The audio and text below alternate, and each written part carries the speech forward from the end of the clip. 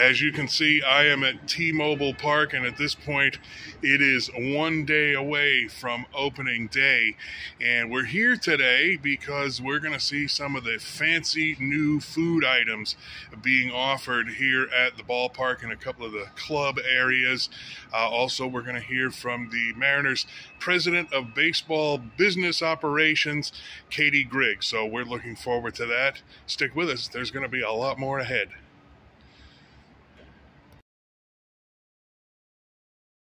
So in a rare treat, I am joined by our sports guru, Mr. Bill Swartz. And as you can see, two faces for radio. We don't normally do the video stuff. But Bill, you've had a couple of good interviews. Tell us what we're going to see here in just a moment. Well, we're talking with the second-year president of business operations, Katie Griggs, for the Seattle Mariners. She's got the magic touch. You know, year one, they ended a 21-year playoff drought. As she says, you know, the players had something to do with that. But how do you expound and expand on that success from last year, both on the field and off? And Katie's going to tell us about, you know, why the Mariners' footprint is growing, and also they've had to build on that fan relationship. They've got such big events coming in here, Ryan, with the Outdoor National Hockey League game in January, MLB All-Star Week, and as Katie points out, maybe it's the first World Series trip for the Seattle Mariners. I won't hold that against her if it happens. So that's who we're going to talk to. And also Donnie Stevenson, who's with the Muckleshoot Indian Tribe. He's the vice chair of the council. What is their relationship with all of the sports teams in town now? The Sounders, you got the Power Play Muckleshoot goal for the Seattle Kraken, and now the Muckleshoot Diamond Club at T-Mobile Park. Promoting their tribe through sports is so essential and drawing awareness to the indigenous First Peoples of the area. The Muckleshoot tribe is one of the most successful in the whole country, and they're doing it not only with gambling, but their relationship with sports and fans. So that's what you're going to see. Absolutely. Absolutely. And I'm going to have a little chat with Chef Javier about all the fine food, not only in the Diamond Club, but where we're standing is just outside the Press Club, which used to be the Press Box. So we'll enjoy that for sure. Thanks, Bill. Appreciate Thank you, Ryan. To showcase the new Diamond Club, we're going to have a few speeches for about 8 to 10 minutes, and then we will spend about 20 minutes in the Diamond Club where you guys can do interviews, and then we will move up to the Press Club at 12:30. Where there will be food and drinks, as well as Chef Javier and Katie available for interviews as well. So without further ado, I'd like to invite Katie Griggs up. Hi everyone, it's wonderful to see you. We have been waiting to get you and our fans into this space for a really long time, so I'm thrilled that you're here. Thank you. This is going to be an exciting season for the Seattle Mariners, and as part of that, we had an opportunity to really dress up the space. We had an incredible club, we had an incredible experience, but we know from our fans it was original to the building. It was time to freshen it up, and I think we did just that. Can't wait to see and hear what you think about it. But most importantly, we are thrilled to have the opportunity to partner with the Muckleshoot Tribe on this space. From a design, decor, name, culture, food, we have the opportunity to really showcase and celebrate the role that they play in our community in an upscale environment that we know will resonate with our fans. So I want to give a moment for Donnie to speak about the role that Muckleshoot is playing. Thank you so much. It's incredibly exciting to be here on this beautiful day. The opportunity for the Muckleshoot Indian Tribe to share time and space with a team and an organization as quality as the Seattle Mariners is something that we couldn't be more happy about or more proud to represent, particularly as it relates to the high-end space that we'll be having an opportunity to look at and review today. When you take a step back from this day and this opportunity, it's incredibly important for the tribe to be able to assert our place amongst the city of Seattle, that as the First Peoples of this region, it's truly meaningful for us to be able to put our name and our community and our people forward in a good way, in a meaningful way, in a space that represents what we refer to ourselves as the biggest and the best. And this unique opportunity has come about with a group that we couldn't be happier to be engaged with. That the Seattle Mariners are the most exciting sports franchise that the city has seen over the last year or so. That the sort of return to winning tradition and to the playoffs last season was just so meaningful to the entire region and to every sports fan in the Pacific Northwest. And that certainly extends to indigenous people in the region, particularly the Muckleshoot Indian tribe. I've grown up here my whole life as one of the first people of this region, and the Mariners are a team that's incredibly meaningful and has always sort of had a special place in our heart and in my heart. And to be able to be here representing our community and our people, to do that in a way that reflects the shared sort of vision and values of the Muckleshoot Indian tribe and the Seattle Mariners, and to put that to work in a way that reflects who we each are as a people, as groups, as organizations, both independently and collaboratively, is just so meaningful, so powerful. It's what we at Muckleshoot refer to as Hatsayayus in our language. Hatsayayus means good work, and I'm happy to be a part of that Hatsayayus today. So thank you for the opportunity to be here.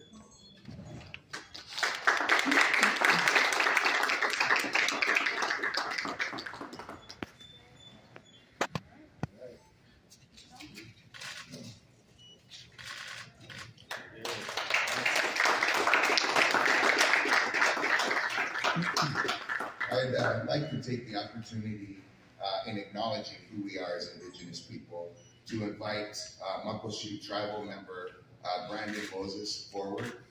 Brandon is going to offer us a blessing as we look to step into the space for the first time, something that's incredibly important to us as a people who recognize our place in the spiritual world. Brandon?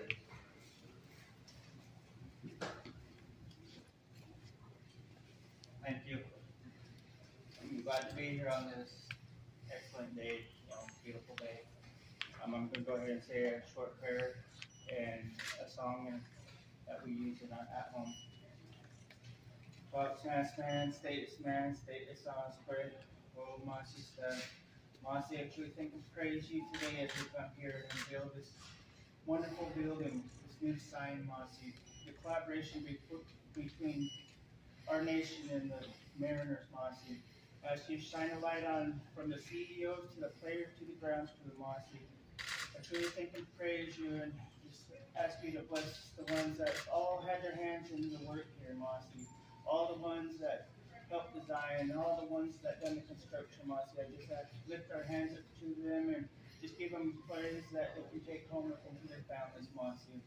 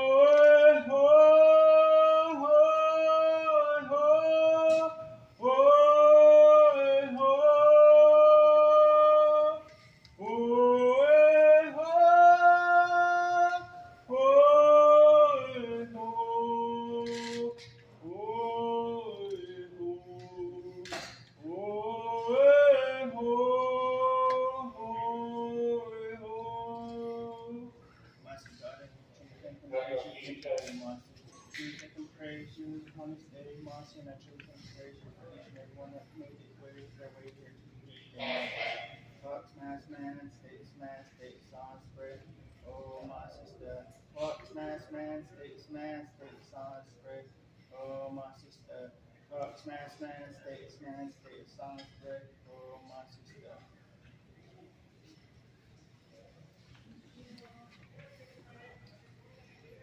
Thank you, everyone. You're welcome to now go into this space and conduct interviews with Katie and Don. And now let's take a look at the new Muckleshoot Diamond Club. Here we go.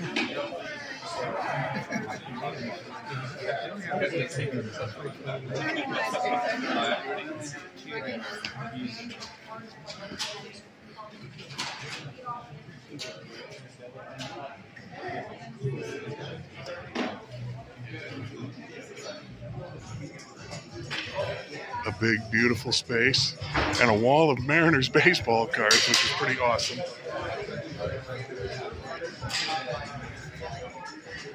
And of course, over there, some of the standard baseball stadium fare. So we are with Katie Griggs. She is the Mariners President of Business Operations. We'll hear a little bit of her conversation with our own Bill Swartz here in just a moment. But Katie, I wanted to ask you firstly, as a girl dad, what do you say to young women who would aspire to be in a position you're in? Because I believe you are the highest ranking executive in all of the major leagues, right? Well, I couldn't be more excited to say that I've been joined by Caroline O'Connor, who's now president down at the Miami Marlins. So we're growing, our ranks are growing, but it's a privilege. And the reality is they need to hear different voices. Fans look different. Having people in the front office that look different, that think differently is a good thing. So if this is something you're hoping to achieve, there's nothing stopping you from getting there. Well, you are business-minded, so I would imagine the transition from soccer to baseball probably wasn't too tough, but how was that transition for you? I mean, they're both amazing sports. I mean, I grew up a baseball fan. I played Little League as a kid, so this is not a new sport to me. I certainly knew what to expect. I have a passion for the game. At the end of the day, we're in the business of bringing communities together, making people happy, and celebrating sport. And so whether it's soccer, whether it's baseball, there are a lot of commonalities. They're just unique opportunities attached to both as well. Okay, so you and Bill have talked about, the beauty of this space here.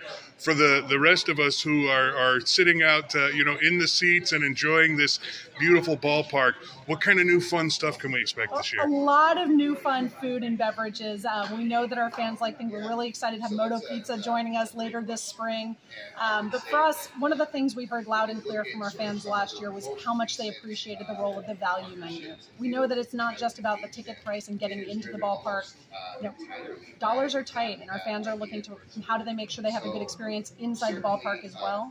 Last year we rolled out the $3 value menu. This year we've expanded it. We've actually dropped the prices on some items. We now have 12 items from $2 to $4, and we've actually added some healthy food items as well, recognizing that sometimes you need something other than a hot dog at a ballpark. But really excited about that. Really excited about the new general admission J-Rod squad section in center field. He loves engaging with our fans. It's a little bit of a more casual environment for our fans, and also one where if you're at the gates when they open, nothing's stopping you from sitting in that front row and having that type of image on, working directly with Julio. So we're thrilled about the improved access. We're thrilled about all of the new spaces. We're excited for the new walk-off store locations. We know no one likes lines, and we're working very proactively to help get people what they want as quickly as they want so they can get back to watching baseball. Well, and the other thing I wanted to mention to you as well, because I certainly appreciate the value. As a young man growing up in the Bay Area, I remember going to Giants games for $2.50, sitting out with the rest of the riffraff,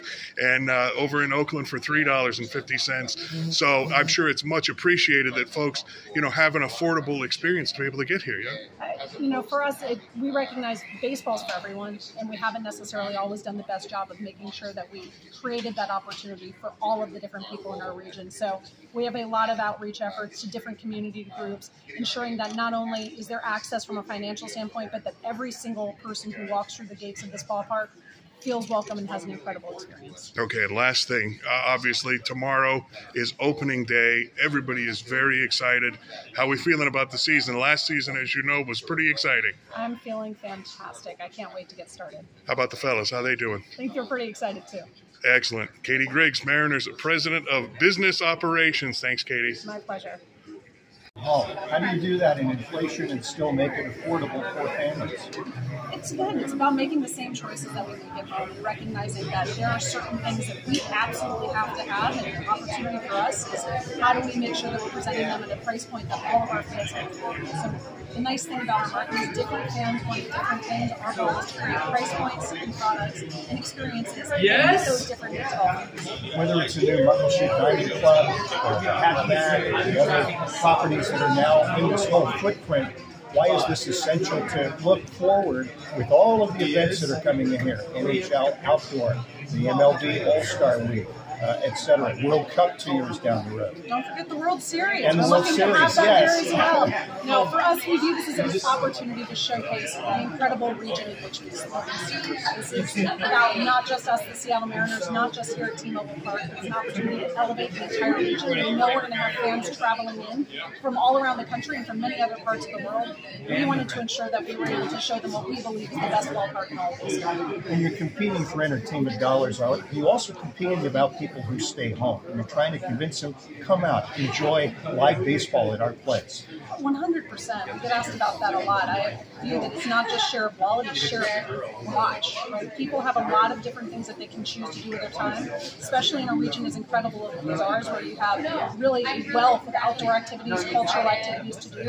And you know what? You're right. The draw of the couch is strong. And so for us, a lot of what we're trying to do here at the ballpark is to create an experience that you can't get at home. We want to make sure that there's an incredible broadcast or radio experience for our guests who aren't able to be here.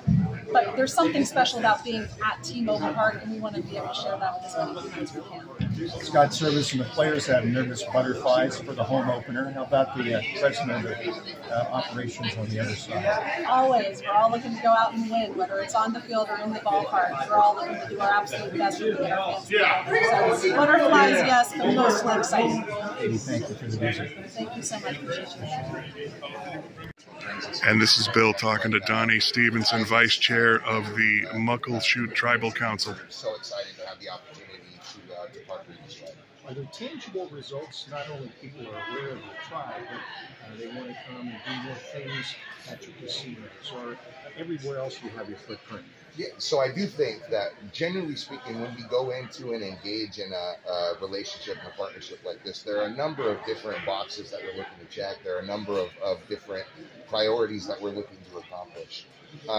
Awareness and sort of educating our region regarding who we are as Indigenous people, who we are as Muckleshoot people, is a huge part of that priority. And if I were going to sort of rank it in descending order, that's A1. Two, do we look to benefit in terms of our businesses and advertising? Certainly.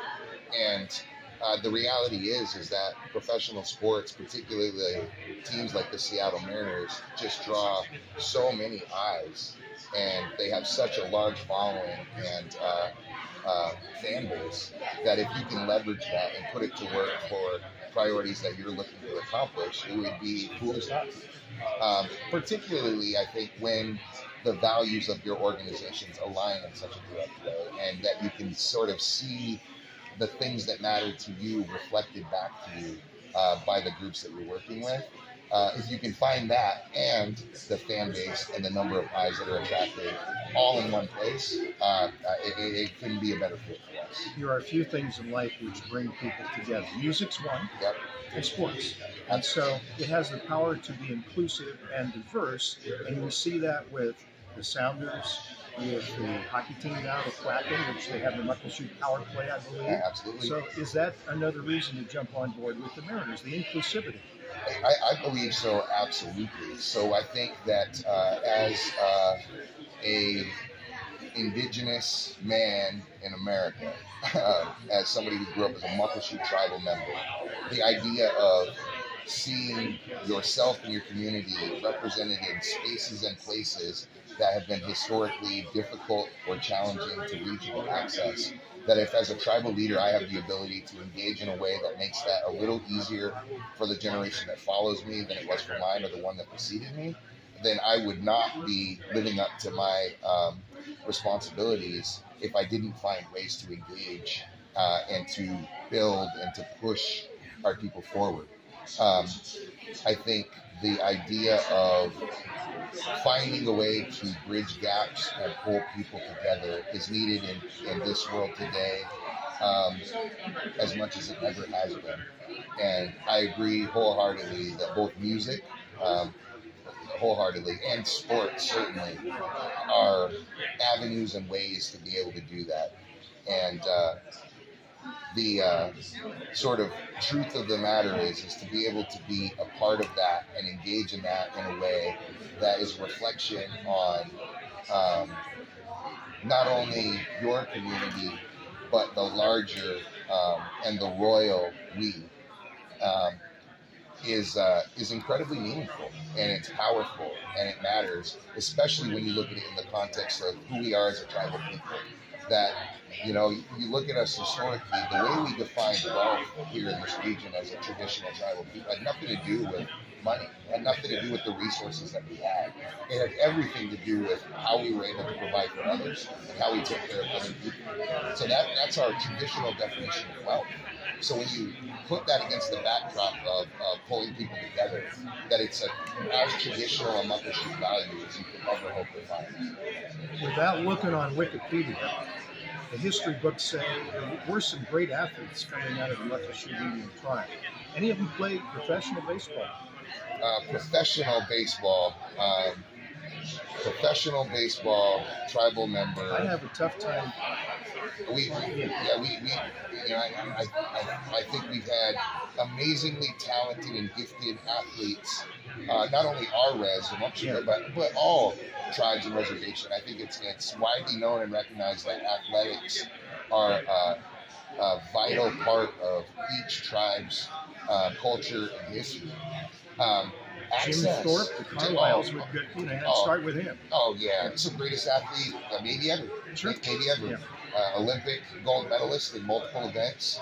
By the way, ran that race with 2 different shoes on his feet that he found in the garbage before the event. And because he played pro baseball, had to give medals back. Had to give them back. That's right. Those were finally restored just a couple, I think, last year. Wow. Professional football player, the first ever president of what became the NFL. Professional baseball player. He even won a NCAA collegiate ballroom dancing title. Little known fact about Jim Thorpe. So, I mean, talk about an amazing athlete. And I think that's indicative of Indian country in general. There have always been amazing athletes. I think we've had challenges not on the court or on the floor or on the field. It's been more difficult for us in places like the classroom or in places like the administration building. Our children have had a hard time succeeding in Western structured environments and haven't had the access that it takes to be able to succeed. So I myself was an athlete, and when I went away to school, there were only, I could count on the fingers of one hand how many Muckleshoot tribal members I knew who had been to college. I'm not talking about collegiate athletics. I'm talking about just have been to college, period. And without that, where do you tap into what do I do as a college athlete now that I'm being asked to come and play? How do you talk about the way scholarships work? Who do you talk to about what visits you're eligible, what a letter of intent is? If that experience doesn't exist within your community, you have to find it elsewhere. And if you have to look, it's just one more sort of hurdle that you have to clear in order to succeed. So to be able to sort of grant access and to normalize higher level athletics for our people is important, because you're seeing our kids make it at the collegiate level today. And so a generation from now, when you ask the question about professional athletes at Muckleshoot, hopefully I'll be able to list off a whole bunch for you.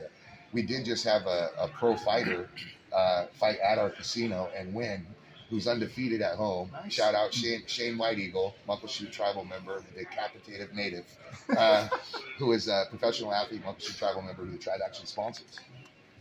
Donnie, thank you so much. What was your game? What was your sport? Oh, we gotta interrupt. I'm sorry. We gotta stop. Come back. And since we're in the press club, thought we'd take a quick look. This is the Cleveland Guardians getting a little workout here ahead of opening day.